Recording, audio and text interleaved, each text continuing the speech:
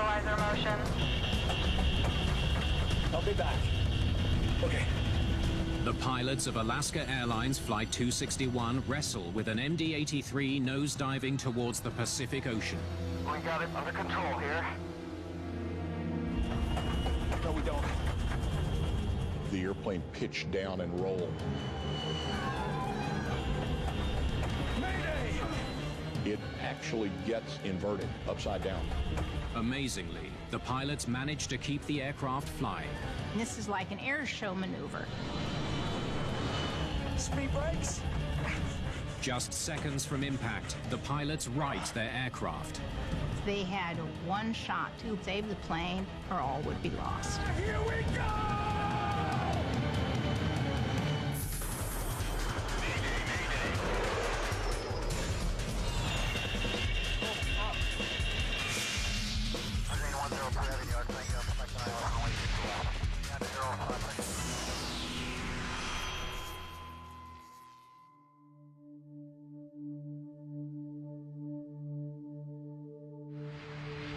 Alaska Airlines Flight 261 takes flight, climbing into sunny skies over Puerto Vallarta, Mexico.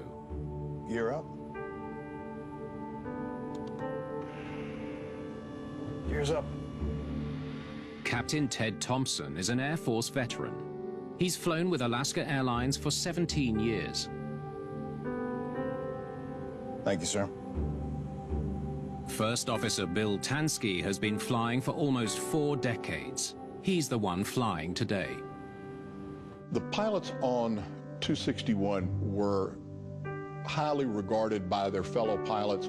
These were really top-notch aviators. Flaps up. Flaps. The MD-83 is flying north to San Francisco for a stopover.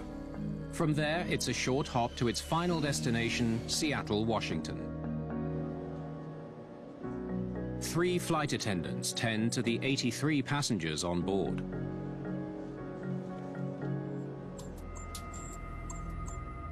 "15 minutes after takeoff, That's strange. the pilots become aware of a problem. Plane's out of trim. Trim refers to small adjustments to the horizontal stabilizer that maintains the pitch of the aircraft. When that light goes on, it tells the crew you're going to have a problem adjusting the nose up or down, which is, of course, crucial for flight. The warning light indicates the horizontal stabilizer is jammed, pushing the nose down slightly. Let's check this out. Autopilot off. Good idea. Whoa. What's it doing? It's pushing down. First Officer Tansky uses all his physical strength to keep the plane's nose up. The first officer is hand flying the airplane, so he's manually got his hands on the control yoke, and increasingly there's more and more pressure that he's having to hold. He's using a lot of arm muscle. So this is something that they want to fix. Well, we're still climbing. That's good. All right, let's get to 310 and figure this out. By pulling back on the control column, the pilots can deflect the plane's elevators enough to enable the aircraft to continue climbing. 21 minutes after takeoff, Flight 261 levels off at 31,000 feet.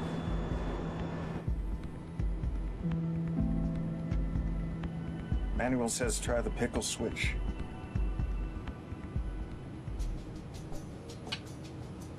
Pickle switches are literally just a little toggle switch on the control column, and it moves the horizontal stabilizer such that it will push the nose up or down. Controls in the cockpit activate a 2-foot jack screw in the tail.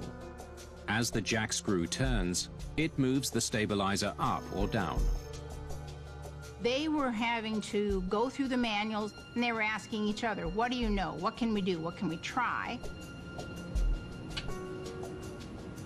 Nothing. Why don't you try? Captain Thompson tries to activate the horizontal stabilizer using what pilots call the suitcase handles. No dice.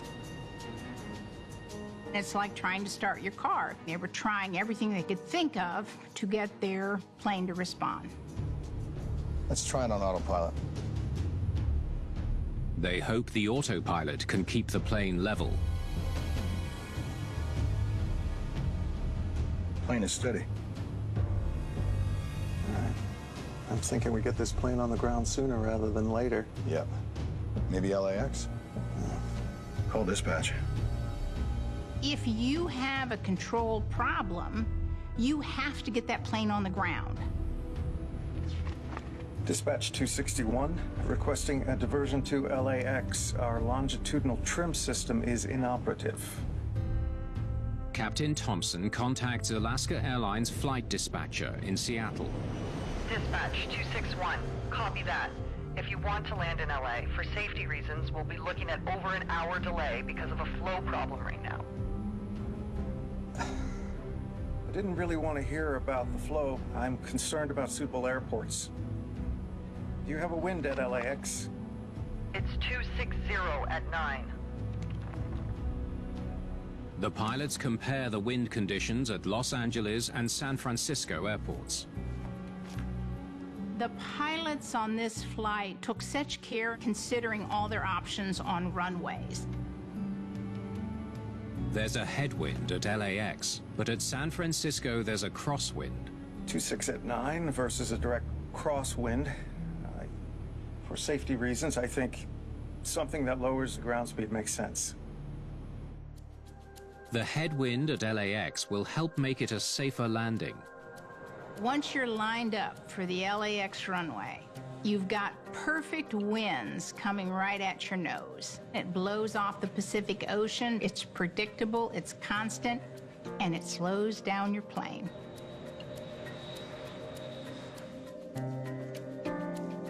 You the guys with the horizontal situation?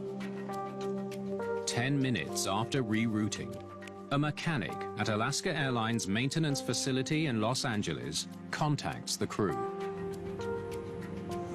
Affirmative. The maintenance facility can talk directly to the pilots to provide them the expertise on the problem that they're dealing with. Did you try the suitcase and pickle switches? Yeah, we've tried just about everything. If you've got any hidden circuit breakers, we'd love to know about them. Yeah, I'll look into the circuit breaker guide as a double check. And the alternate's inoperative too, huh? Yep, our horizontal stabilizer appears to be jammed, the whole thing. Okay, thank you, sir. See you when you get to LAX. The response from Alaska Airlines maintenance was basically no response at all. They provided them no help. Really, the most they ever said to them, did you try the pickle switches and the suitcase handles, which is one of the first things that they did. All right, let's try the pickle switches again. You got it? The captain is warning the first officer as a reminder, when we click the autopilot off, be ready, because it's going to require a lot of effort from you right then. This will click the autopilot off.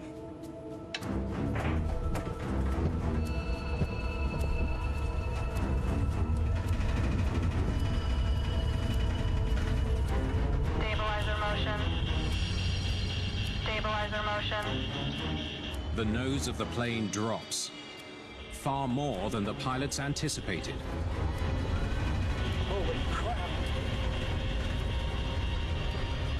The airplane is pitched down significantly, and the airframe is shaking violently. They know something is very desperately wrong with the airplane. The problem is suddenly much worse. Flight 261 begins to nosedive. What are you doing? It got worse. They have to get the nose back up or they'll have an unarrested descent all the way to the ocean.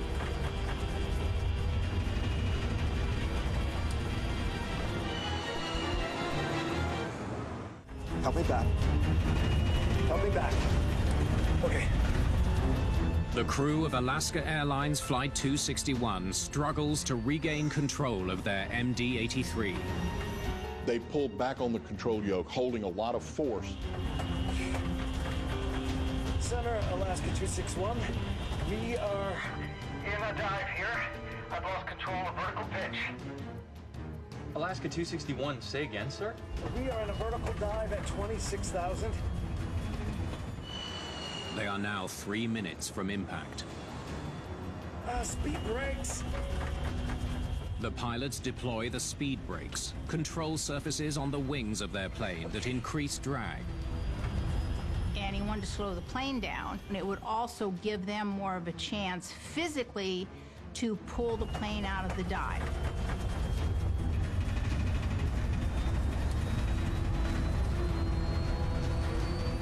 The speed brakes arrest the dive.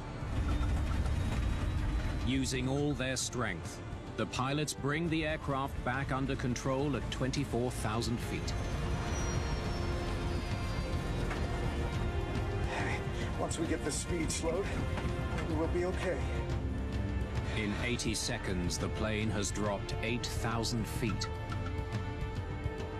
The pilots pulled out of the dive with pure brute force. We got it back. Under control here. No, we don't. Even though they've managed to pull out of the dive, it requires extreme effort to keep the nose of the plane level. Okay, it really wants to pitch down. They're really having to work physically at holding the nose up on this jet. They're in a fight for control of the airplane. It's a lot worse than it was. Yeah, we are in much worse shape now. This is a very experienced crew. These aviators have had problems in flights before, but nothing like this. Maintenance 261. Are you on? 22 miles from Los Angeles, Captain Thompson updates Alaska Airlines maintenance, hoping for advice on how to land safely. Yeah, 261, this is maintenance. Yeah, we've tried both the pickle switch and the suitcase handles, and it ran away full nose trim down. Oh. I ran away full trim. And now we're worse than we were. He's explaining that when he commanded nose up trim, the trim system moved nose down, moved in opposite direction of the way he commanded it. And it did so very quickly, and it did so with a lot of force. And you're getting full nose trim down and no nose trim up, correct? That's affirmative. We went full nose down, and now I'm afraid to try it again to see if we can get it to go back in the other direction. He is reluctant to try to move it again for the concern that if it gets worse yet, that they could lose control of the airplane entirely. If you want to try it, that's okay with me. If not, that's fine. See you at the gate. After the maintenance base at LAX said, "Oh, we'll see you at the gate," the pilots knew they were on their own. All they had left was they had themselves, their physical strength, and their wits. To land the plane, the pilots need to figure out how to control their descent without using the plane's trim system. You want to try the trim switch again, or not? No. I don't know. It's up to you, man. They're literally test pilots, and they're having to utilize decades of experience to try to work their way through to a solution. We better talk to the people back there. Yeah, I know.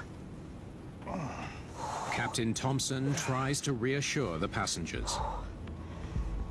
Folks, we've had a flight control problem.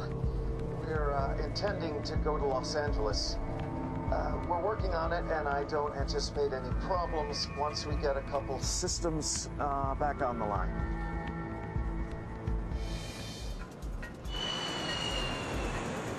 With Los Angeles in sight, the pilots prepare for an emergency landing. Try flaps. 15, 11. Let's go to 11. The pilots test the plane in a landing configuration.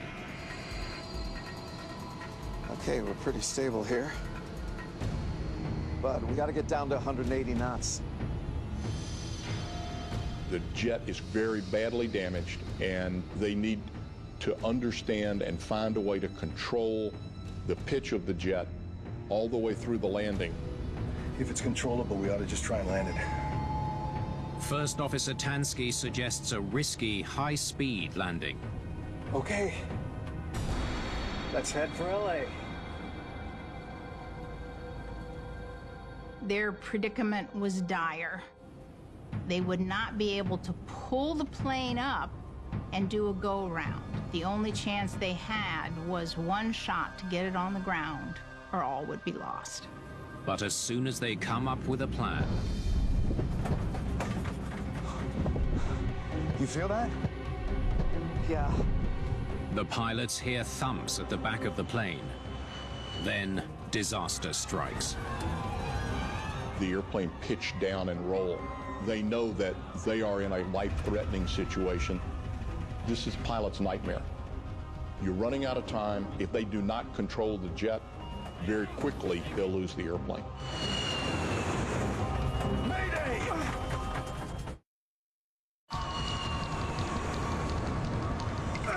Push and roll! Push and roll! 18,000 feet above the Pacific Ocean, Flight 261 rolls left and goes into a dive. And this is like an air show maneuver. The Blue Angels do this. The Thunderbirds do this. Dropping at 160 feet per second, time is running out. Okay, we are inverted. Now we gotta get it up. When the airplane is inverted, this is a very difficult situation because they've got to try to determine if they can maintain control of it and get the airplane back right side up. The plane starts responding. They're pushed on the control column to prevent the possibility of the stall, and then they roll the airplane toward wings level in an attempt to maintain control of it. Push, push, push, push the blue side up. The top side of an attitude indicator is blue, like the sky. And so they need to get the blue side of the attitude indicator back on the top. On the ground, LAX controllers have lost contact with Flight 261. SkyWest 5154 traffic at your 1 o'clock is Alaska MD-80. Do you see him up there? They look for help from other pilots. Yes, sir. Definitely in a nose-down position. Descending quite rapidly. He's inverted. Okay, keep your eye on him. Alaska 261, are you with us yet, sir? 13,000 feet over the ocean, the pilot's efforts seem to pay off. The plane's nose starts to rise, but it's still inverted. Okay, let's kick rudder. Left rudder. Left rudder. The pilots are kind of hanging upside down like bats, and it was very difficult to reach the rudder pedal. Left rudder. I can't reach it. Okay, right rudder. Right rudder. Their one hope is if they could kick that rudder, they could flip the plane back over. Okay. We gotta get it over again. At least upside down, we're flying.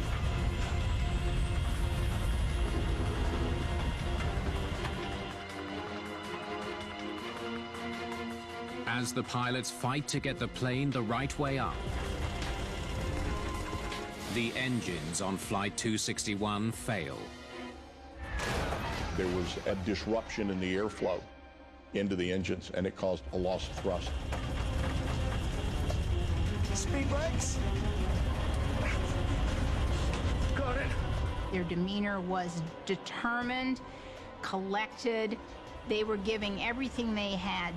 The windscreen's full of the ocean. They're not going to solve this. Ah, here we go!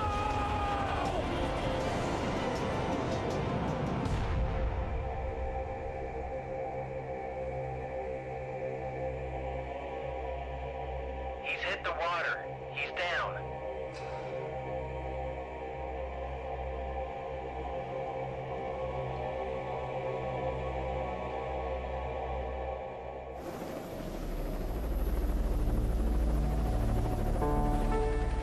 Search and rescue helicopters are immediately dispatched from Coast Guard stations.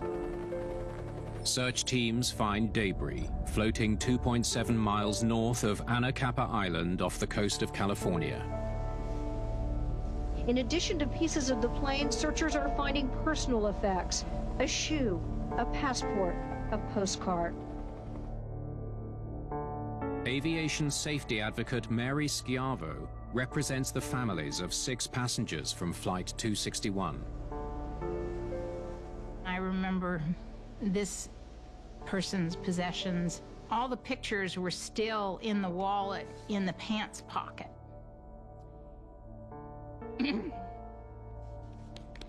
Except for the picture of his wife. And so we knew by that and by how they found things that he had been clutching. That was really important to her. Rescuers search for survivors throughout the night. None are found.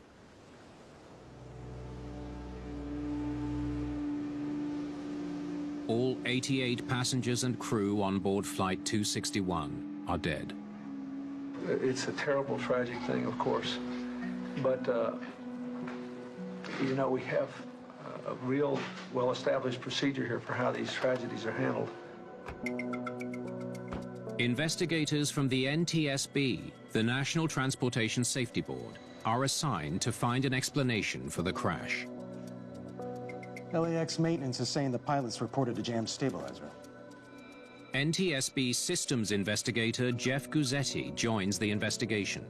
We knew quite a lot just from the transmissions between the flight crew and Los Angeles. Maybe they had a mechanical problem. Looks like they tried both switches. No luck. The plane pitched. Full nose trim down. We immediately began to research the horizontal stabilizer trim system to see how it was designed, how it functioned, and how the crew operated it normally. The leading edge of the horizontal stabilizer is raised or lowered by a jack screw. When activated, it moves up or down through an Acme nut, changing the angle of the horizontal stabilizer. We need to see the jack screw assembly. Let's hope it's all in one piece. Investigators wonder how the horizontal trim system could have failed. I'll get this to the Navy. Recovering parts of the stabilizer system could give investigators important clues. But the wreckage field lies on the bottom of the ocean at a depth of 700 feet, well beyond the reach of scuba divers. We were able to tell the Navy what to look for, what the high priority targets were. U.S. Navy crews use side-scan sonar to pinpoint the location of the wreckage. Remotely operated vehicles equipped with robotic arms are used to recover pieces of Flight 261. The black boxes are retrieved 2 days after the crash. 9 days into the investigation, essential parts of the horizontal stabilizer are also recovered. We got the jack screw. And with the brain power we had a fighting chance to find out exactly what went wrong during this flight. What's this stuff? Investigators wonder if recovered parts from the horizontal stabilizer of Flight 261 can provide clues about why it failed. It's some kind of metal. What they see is puzzling. We saw this little thin piece of metal that we thought looked like a slinky. That really struck us as something very odd.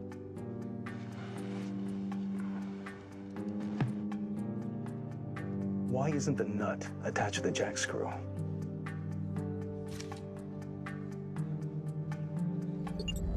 Normally, the lower end of the jack screw is threaded through an Acme nut.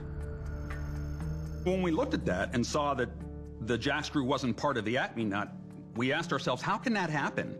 That really just blew our mind. The jack screw and the Acme nut were found a few feet apart. They must have separated mid-flight. Threads 1/8 of an inch thick inside the nut should hold it securely to the jack screw.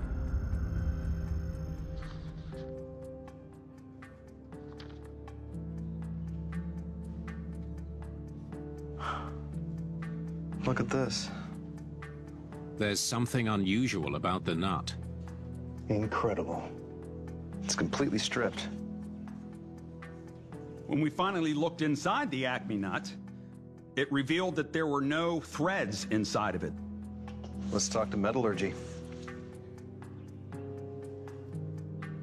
It was shocking and stunning to us to see something like this. No one thought that you could get those thick threads to rip out. Interesting.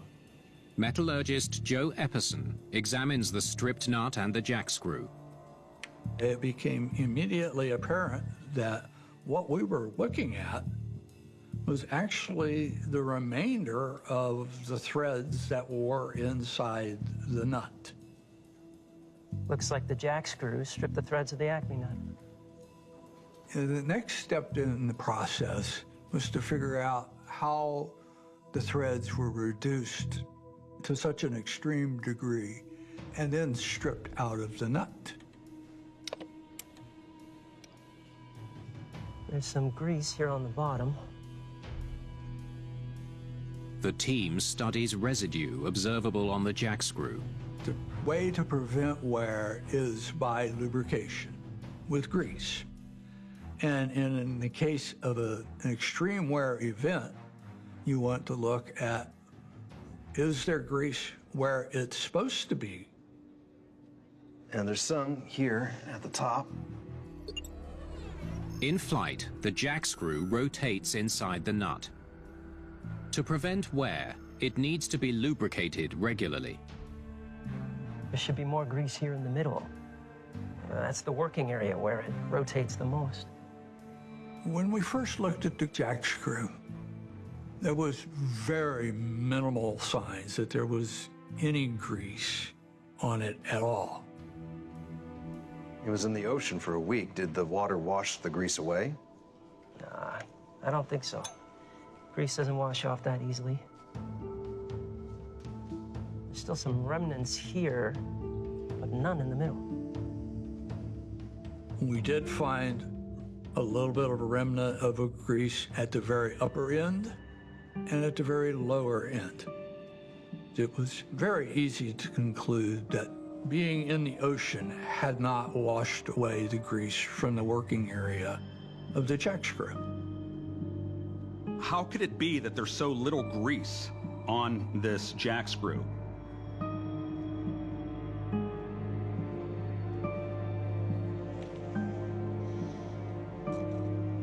Grease goes through here during the lubrication process.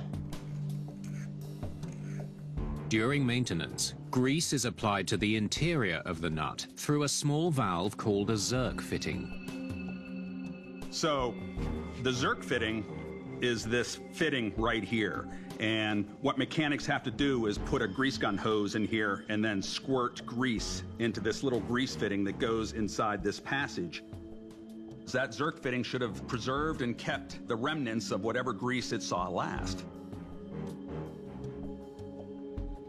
What's that? It's packed with dried grease. I've been around grease long enough to know that if you don't replenish it, and if you just leave it, eventually it dries up and gets hard, and it basically says that it had not been replenished. How long has it been clogged like this? At least a year, maybe more. Finding this blockage suggests long-term abuse of the grease. I'd say we have a maintenance issue here. Time to talk to the airline. We were very suspicious about how well this component was lubricated, or whether it was lubricated at all. And so we had our doubts as to whether or not this component was being properly maintained by the airline. NTSB investigators travel to Alaska Airlines operations facility in San Francisco. You worked on the plane in September 1999, that true? Yes, I did. They track down the mechanic who was responsible for the last lubrication of the jack screw assembly 4 months before the accident. Could you walk us through how you lubricate the jack screw assembly? I'll tell you this, it's not my favorite job. The team learns that jack screw lubrications are done most often on the night shift, outside the hangar, sometimes in the rain. You're working off high-lift trucks, which will sometimes move with a gust of wind. The airplane moves with a gust of wind. You're up and 30 feet off the ground. Some mechanics don't like that job. They're not stable up there. To reach the jack screw assembly, remove a panel first. How do you apply the grease? I use a paintbrush. Sometimes I put a big glob in my hand to make sure it's on there. Aircraft, especially large aircraft, need grease. They need to have lubricants, and it's messy. The most effective way is to fill your hand with grease and actually move it up and down on the jack screw, filling all the screw grooves, filling them with grease. What about greasing the Acme nut? Investigators focus on how the mechanic greased the Acme nut on the jack screw. We use a grease gun to the Zerk fitting. You pump grease in until you see fresh grease coming out. Well, how do you know whether the lubrication is being done properly and when to stop pumping the grease gun? I don't. Would you be able to see the grease coming out from the top of the Acme nut during lubrication? No, I can't remember looking to see if there was. One of the first things that tells me is that he couldn't have known that that Zerk fitting has taken grease. You have no idea that it's clogged. So we found a variety of ways in which mechanics lubricated this component, and that gave us some pause because it's a very critical component, and if you don't lubricate it properly, you could end up with an accident like the one that just happened. The team discovers that the methods Air Alaska mechanics use to lubricate the jack screw assembly don't follow maintenance standards. The last time the jack screw was lubricated was about 4 months before the accident. But it's not just the way the jack screw assembly is being lubricated that bothers investigators. It's also the frequency. And before that? January 1999.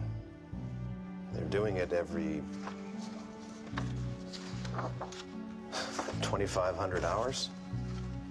They can see there's a long period between lubrications.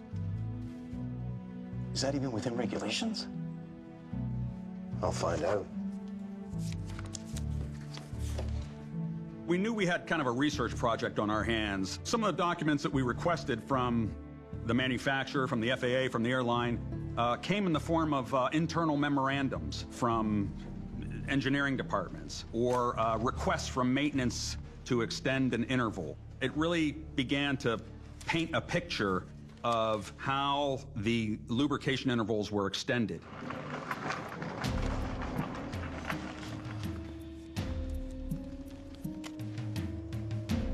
Check it out. The airline made multiple requests to extend the intervals on the lubrications. In 1987, the interval between lubrications was 500 hours. The intervals between lubrications are measured by the number of hours the plane is in the air. In 1991, it goes up to 1,200 hours. By 1996, it increases all the way up to 2,500 hours. They just continued to extend. Approved by the FAA? Yeah, every one of them was approved. Investigators conclude that the lubrication of jack screws was not only conducted poorly, it was also performed less and less frequently. If you're going to extend these lubrication functions, then you better be doing something to make sure that what you're doing is correct. But even if the lubrication wasn't being done properly, regular inspections should have caught the wear on that Acme nut. True. They should have inspected it regularly. Was the jack screw assembly on Flight 261 inspected when and how it should have been? We looked at the maintenance records for information about the last check. I've got something. Investigators dig deeper into the records of Flight 261 to find out how the jack screw assembly was inspected. Yeah, this doesn't look right to me. The team finds paperwork which reveals that during a routine inspection, a mechanic at the airline's Oakland facility observed that the Acme nut was badly worn. You sure the reading is .040? A mechanic who did that wear check reported that he found it to be at the limit. This nut was wearing fast and something needed to be done. The lead mechanic ordered the nut to be replaced. This was evidence that someone had caught the fact that this Acme nut was worn out. Most airlines, the decision would be, we will get the piece to the airplane as soon as possible and replace it. But the entry is crossed out. I don't get it. Well, when we saw that they had crossed out the first entry, it was very suspicious. Something was up. It was fishy to us. We have to find out what went on here.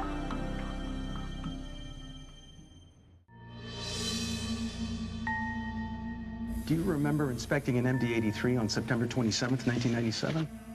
I remember it well.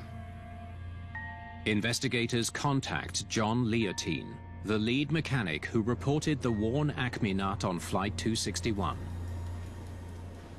I wrote up the evaluation. The nut is worn down. Replace it. It was an alarming discovery. In order for that aircraft to be safe to fly, that nut assembly, at the very least, must be replaced. There's no doubt in my mind. It was the end of my shift. When I came back the next workday, the plane was closed up. The plane returned to service with the worn nut. If the nut had been replaced, the plane would still be flying, and 88 people would still be alive. How could a maintenance facility allow the airplane to be put back into revenue service with the wear that it found on the Acme nut? When investigators probe further, they learned that the amount of wear on the Acme nut was rechecked by other mechanics. They determined that it was just within minimum limits. Alaska Airlines maintenance misses a warning sign. The wear on the nut should at least have been monitored, but it wasn't. The next time that jack screw was looked at was in the NTSB laboratory. The plane flew with the worn nut for 2 more years before it took off from Puerto Vallarta on the day of the accident. You're up. First Officer Tansky and Captain Thompson had no idea that their stabilizer was on the verge of failure. That's strange. Well, the plane's out of trim. The team turns to the voice recorder to find out how the devastating chain of events unfolded on board Flight 261.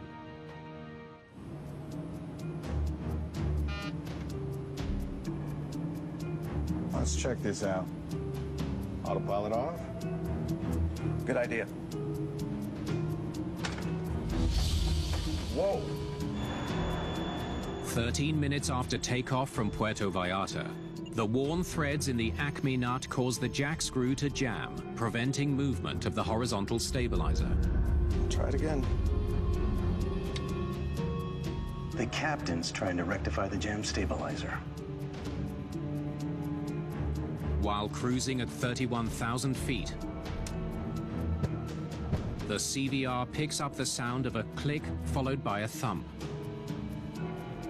We think that the pilot was moving his thumb switch on his yoke in an attempt to move the jack screw through the nut. The threads finally give way, and the jammed jack screw pulls up through the nut, causing the stabilizer to move upwards. A stopper is all that prevents it from separating completely.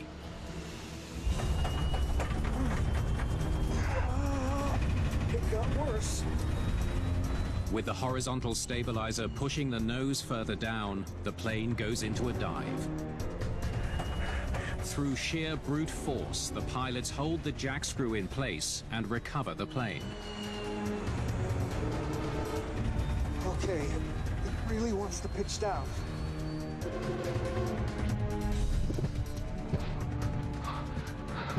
You feel that? Stop. Let's hear that again. But 8 minutes later, there's another series of thumps.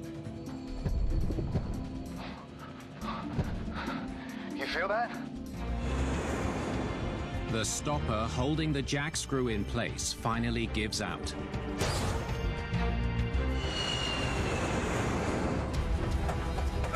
Push and roll!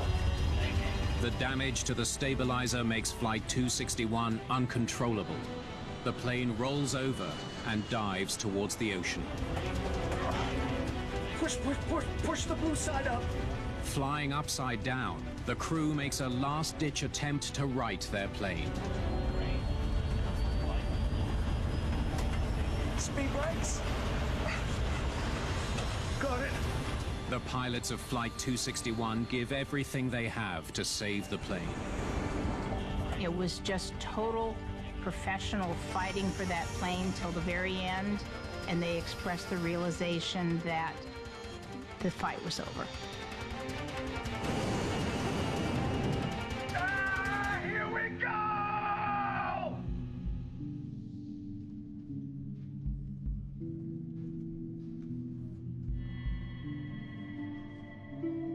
I was sickened by what I listened on the CVR. This accident could have been prevented.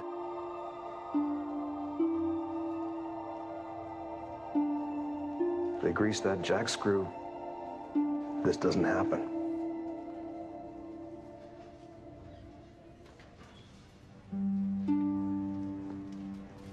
The amount of money that would have saved these lives, it's a cup of coffee. It's literally a few dollars of grease. I still get angry about it. In the wake of the accident, the intervals between jack screw lubrications at Alaska Airlines is reduced from 2,500 hours to 650 hours. We lost 88 people because of lack of lubrication. This is a maintenance accident, pure and simple. It is truly a tragedy. It was just one of those cases that you work on that's never going to leave you. Not ever. It was tough.